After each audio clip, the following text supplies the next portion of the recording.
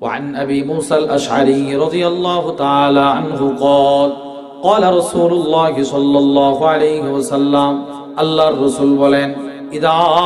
مرض العبد কোন বান্দা যখন অসুস্থ হয় কি হয়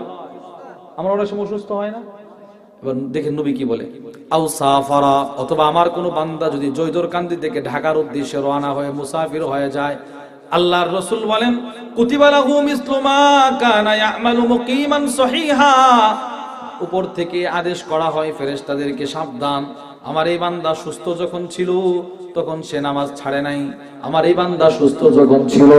মুয়াজ্জিনের আযান শোনার সাথে সাথে মসজিদে যেতে ভুলে নাই আজকে অসুস্থ বাড়িতে নামাজ পড়ে আজকে অসুস্থ হওয়ার কারণে সিজদা দিতে পারে না সাবধান অসুস্থ হওয়ার কারণে যদি পরিপূর্ণ ইবাদত নাও করতে পারে তুমি তার পরিপূর্ণ ইবাদতের সওয়াব লিখতে ভুলবা